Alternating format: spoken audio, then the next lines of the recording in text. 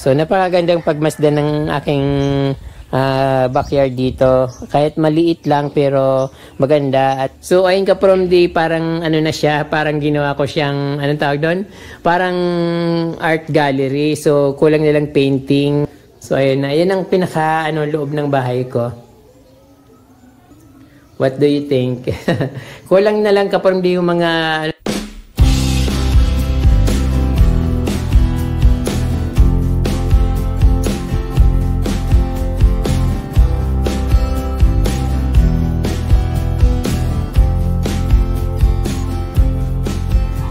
magandang araw po sa inyo mga ka-From D at welcome back sa Certified From D channel. Ngayon po ay nandito na naman ako sa aking backyard at syempre ipapakita ko sa inyo yung loob ng aking bahay, kung ano na naman yung ginawa ko dito sa loob ng bahay.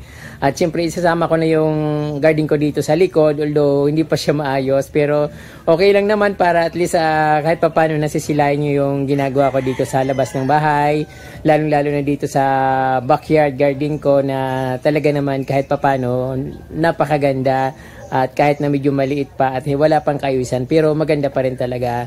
But kung bago lang po kayo sa aking channel mga ka-From D, huwag niyo pong kalimutan mag-subscribe at pindutin po yung notification bell para updated po kayo sa aking mga bagong post na videos. Ngayon po mga ka-From D, papakita ko sa inyo yung munting garden dito sa likod ng aking bahay. At syempre amazing pa rin siya, maganda pa rin kahit na wala pa akong masyadong ginagalaw dito, although talagang maayos naman siya kahit hindi ko naman galawin. At ayun, maganda pa rin, refreshing, biglang iinit tapos uulan ulit. Yun, gustong gusto ng mga white stones yun. At kumikinang sila kapag natatamaan ng araw. So ayun nga ka-From D, dahil bagong ulan ngayon at ayun, nakakatapos ng lumis yung araw. At yun, kakagupit ko lang ng mga halaman, yung mga nagtitikwasan dito sa aking garden. At naharangan nyo yung, yung mga pathway. Isa lang naman yung pathway dito. So ayun, ginugupit ko siya para maging maaliwalas tingnan. At syempre mas maganda yung may daanan, walang naghaharang. At syempre yung halaman maganda pa rin. Tara ka-From D, at papasyal ko kayo dito sa aking munting backyard garden. At syempre papasok tayo sa aking loob ng bahay para makita nyo kung ano yung mga ginawa ko. Let's go! Yan mga ka-From D ang aking mga halaman dito sa backyard. At yung mga bromeliads na nakalagay dito noon, inilipat ko dun sa front yard para masanay siya sa init, kasi dun sa front yard maraming araw dun. Siguro mga alas 12 pa lang naarawan na sila dun, kaya hanggang sa maghapon na arawan sila. Then mas naggumaganda sila kasi sila ka-From D kapag natatama ng araw, yung kulay nila gumaganda katulad nito. So hindi naman siya masyadong naarawan dito sa pero yung kulay niya natural yan ka-From D, natural color ng bromeliad na yun. Hindi ko lang alam kung anong variety yan. At syempre yung mga halaman ko dito yung camouflage na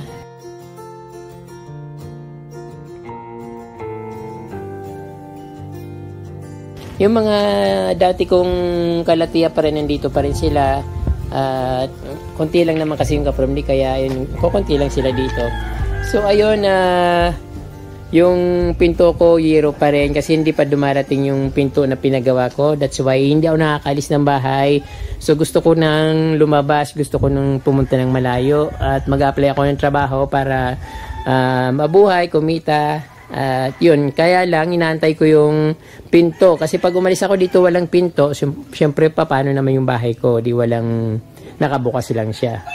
So ayan nga, nagkakaayos ko lang ng mga dito, ng mga begonias ko, yung mga kulay pink na begonias, pero hindi na siya gumanda ka-From D kasi nandun siya sa ilalim ng puno. Ilalim ng puno ng mangga. Mas gusto kasi nito ka-From D yung natatamaan siya ng sunlight at gumaganda yung kulay niya. Katulad din nito, gusto niya na arawan siya, pero hindi naman yung talagang sobrang araw kasi nasusunog yung dahon niya. So ayun nga, kakatanggal ko lang makapal na damo dito ka-From D sa part na ito. At ayun, medyo lumuwag na siya at marami akong tininim na halaman doon sa gilid ng pader sa may fence, mga tea plant na pula. So hayaan ko lang siya dyan at syempre lalabas na lang yung kapag buhay na.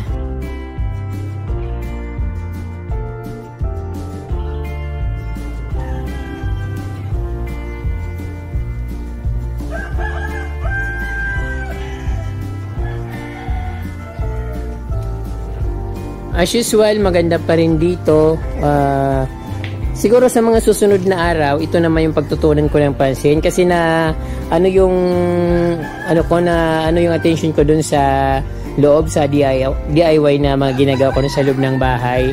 At yung mga ko kasi kapon din nasasayang ako dito sa aking African talisay na kinain ng balang. Dinapuan siya ng mga balang. So nakita ko na lang ubos na yung dahon niya pero lumalabas ulit yung mga talbos niya. Sana mag-regrow ulit siya kasi sayang. Dati maganda na siya. Ayan na lumalabas yung mga talbos. Talagang inubos yung mga dahon talaga kapromdi kaya na para tuloy na tutuyo. Tapos yung isa naman, ayan puting-puti siya pero hindi naman siya lumalaki. Parang nag-improve na rin. Gumanda-ganda ng konti. Kaya lang ito kapromdi talagang maganda na ito eh. Gumanda na siya at talagang malago na siya. Kaya lang kinain yung mga dahon niya ng yung mga green. Tapos yung dito, yung miracle fruit, yung calabash, pinutol ko siya kasi sobrang laki na umaabot na dun sa kusina yung mga sanga. Tapos dito, gusto ko sana makita yung bunga niya na parang buko. Kaya lang wala pa, hindi pa siya nagbubunga. Then, yung ibang halaman dito sa gilid, nilagay ko muna dito sa ito katulad nito yung yellow bell. Nilagay ko muna dito sa pathway ko na white stones. Tapos ayusin ko na siya. Kaya lang medyo busy ako dun sa loob ng bahay. Kaya hindi ko masyadong natutuon yung attention ko dun sa sa mga halaman ko dito sa labas. So ito yung gustong-gusto ko yung halaman na ito, parang copper plant yata ang tawag dito sa purple ito. Pero maganda siya kapromdi kasi hindi nagbabago yung kulay niya. Kahit na malilim, kahit mainit, ganyan pa rin yung kulay niya. So ang ganda ng combination niya sa mga ferns. Hinalo ko siya sa mga ferns. Tapos ayan nilagay ko yung bougainvillea na red.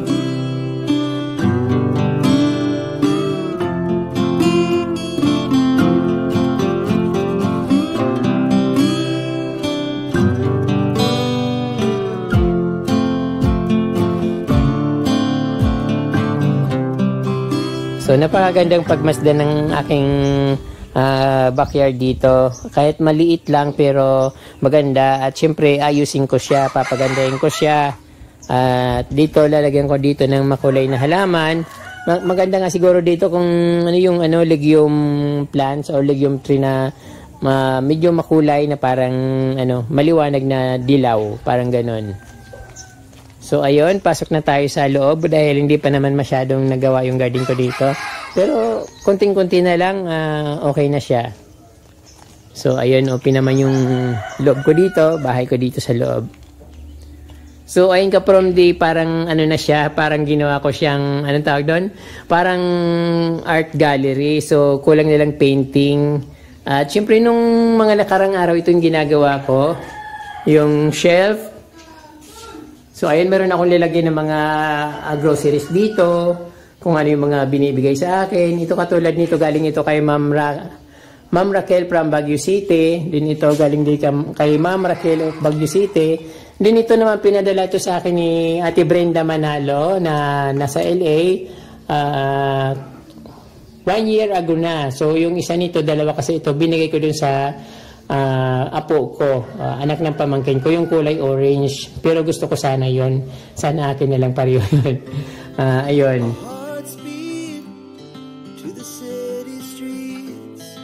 ayun, shout out po kay Ate Brenda Manalo of United States of America sa California. Ito yung pinadala niya sa akin nung March. So actually pinaghati-hati ko yung pinadala sa akin Ate Brenda, at ito yung sa akin, hindi ko pa siya binabawasan. Samantalang yung binigay, yung iodized salt, hindi ito kasama, binili ko siya. Yung binigay ko sa ate ko, sa nanay ko, matagal nang ubos. Tapos nakita nila, nilabas ko, sabi niya bakit daw bakit meron pa ako nito? Kasi kapromdi, tinitipid ko siya, natatakot kasi ako pag wala akong makain, yun ang kinakain ko, wala akong pangbili.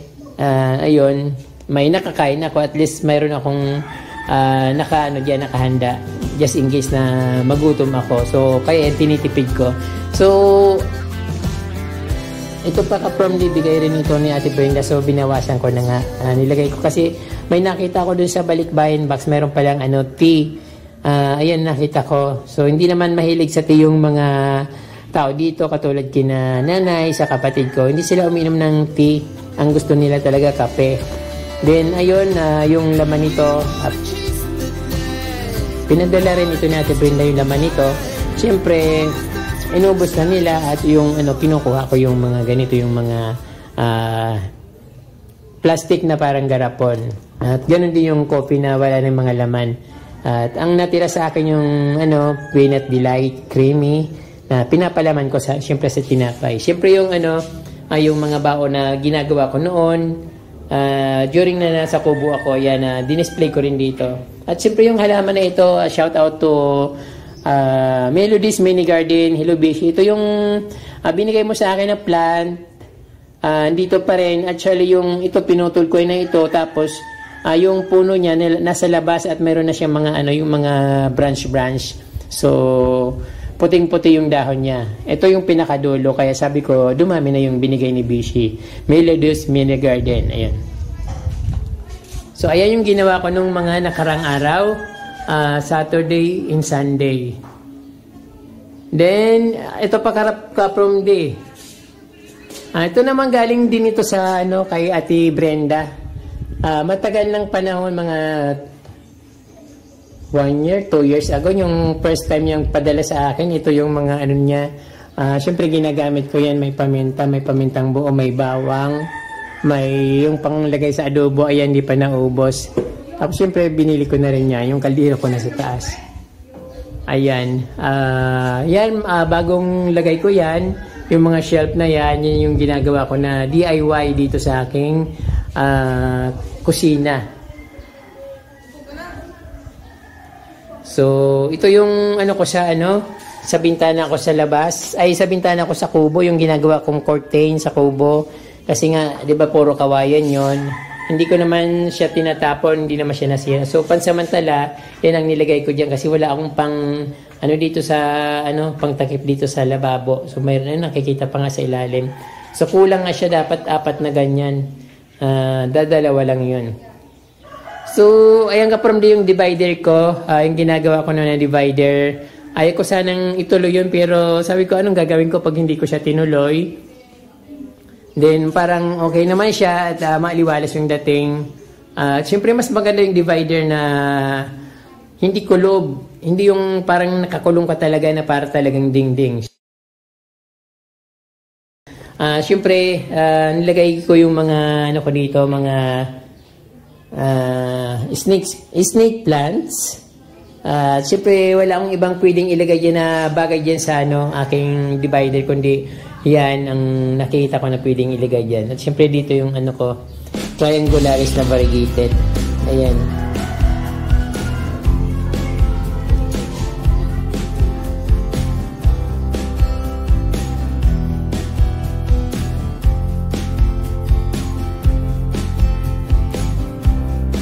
At ito naman ka-from may ginawa ko ditong anong tawag dito, yung yung sinasabitan na kung ano-anong pwede mong isabit. Dahil may mga sobrang nara yung yung matatapon lang itong galing sa hagdan. Tapos yung pinutol. Sayang naman kung di ko gagamitin. Naisip ko na maglagay ako gumawa ako ng yung sabitan ng kung nung pwedeng isabit dito. Katulad ng bag, pwedeng isabit dito. So, ayun na. Pwedeng isabit yung guantes ko, mga sinturon o belt, payong pwedeng isabit, katulad nito, bonnet, pwede ko siyang isabit dyan. Kahit pwedeng isabit, bag, payong, tapos yung pinakadulo ka-from yung nilagay ko yung helmet ko sa motor. Kasi wala naman akong ibang lalagay ng helmet, kung saan-saan ko na lang nilalagay, kaya naisip ko na gumawa ng ganitong sabitan. So, kahit anong isabit dito, pwede, mga bag na parang any kind of bag na pwede siyang isabit dyan. Then, syempre, ang ka-from yung luma kong stereo na matagal na. Siguro, estudyante pa ako noon, binili ko to. Nag-business ako dati ng Pepsi sa Bulacan, mga bindo machine. At nung kumita ako, bumili kagad ako ng ito yung boom boom. Yung ano ba yung tawag dito, yung component na malaki. So ito kasi dati ng mga 90s, usong-uso yung component, pasikatan dati kung sinong may pinakamalakas. Pero hindi naman siya pinakamalakas, ano lang, parang 700 watts lang yan. O 1,600 watts lang yung ano na ito, yung binili ko. Then, sa baba yung ano ko, anong tawag dito? Dipe na cookies and cream. Medyo lumaki na siya. Binili ko siya ng tag 100 pesos dito sa aking kapitbahay na plantita. So, ayun. Dito naman sa paligid, ayun, meron na tayong dyan, yung natatama ng araw. Ayun, meron akong halaman dyan sa taas. Isa pa lang kasi bago lang yung halaman ko dito. O bago lang yung ko dito. Ginawa ko sana sa susunod mapuno ko na siya ng halaman. Wala kasi ako mga pasok from din na pwedeng lagyan ng halaman. At syempre naghahagilap din ako ng mga halaman kung ano pwedeng ilagay dyan. So ayun. Para akong nasa travel na boutique na parang pang souvenir shop. Ayun. Pang souvenir shop ang dating ng aking bahay. So, naisip ko from din na kasi wala akong ibang mailagay dito. Walang pintura, wala akong pang pintura ng wall. Magastos yan kasi hindi maganda yung pagka-finish. Magastos siya sa skim coat or sa pintura. Kaya naisip ko na parang industrial design na lang. At inisip ko na maglagay na lang ng mga painting dyan sa paligid, sa taas. Kasi parang parang gallery art yung style ng bahay ko. So ayun, parang magandang malaking painting dyan sa may hagdan sa taas ng sa wall na yan. Tapos sa paligid ka from di walang mga laman yan eh. So pwedeng siyang lagyan ng mga painting, kahit anong painting. So baka meron kayong ipatapon na dyan, mga patapon na painting na hindi nyo na ginagamit at hindi nyo maitapon dahil nasasayang kayo. Sana ibigay nyo na lang sa akin. Donation ka from di wala akong pangbili. Kung mayroon po kayong painting na pwedeng yung hindi nyo na ginagamit na pwede kong gamitin dito para magmukhang gallery yung yung bahay dito. Kasi wala akong panglagay dito. Wala nga akong upuan. Walang sopa. So ayun, yung lamisa ko, inaano ko pa lang dyan sa pinto kasi nga ang tagal dumating ng pinto, almost 1 month na yung pag-aantay ko sa kanya. So, yan tuloy hindi ako makaalis-alis dahil doon sa pinto na yon at tinaantay ko siya talaga. So, ayun ang bahay ko dito na parang house gallery. O, parang boutique.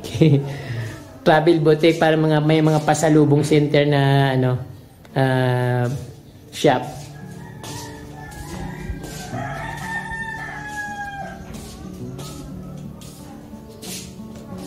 Medyo maano yung araw kaya hindi ko maipakita ng tudong-tudo yung loob. So ayun ka from day medyo natakpan ako ng araw. Natakpan niyo yung araw. So ayun ang pinaka loob ng bahay ko.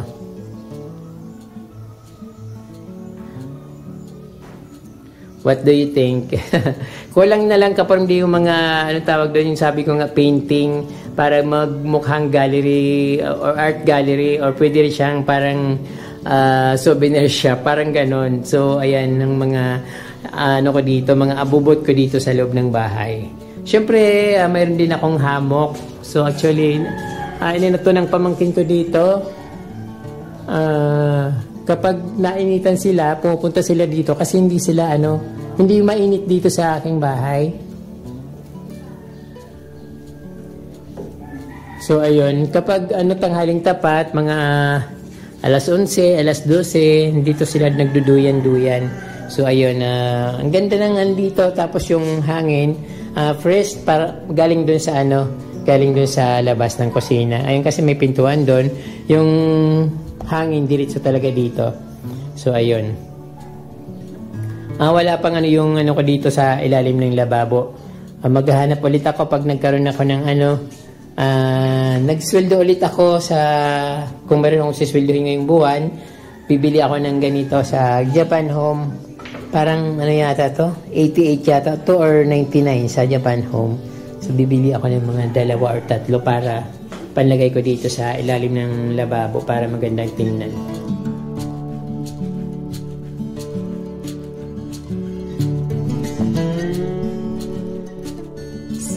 So ayun mga kapromdi ang nagawa ko dito sa aking loob ng bahay. Ayan.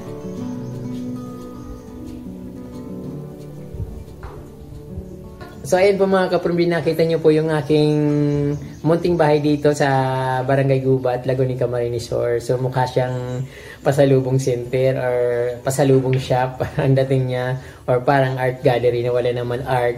So ayun, napaka-aliwalas niya, napaka-sarap tingnan. So ayun po mga kapromdi, sana na-enjoy nyo yung pag-watch ng aking munting bahay dito, saka ng aking munting garden. Maraming salamat. Muchas gracias. In Diyos mabalos.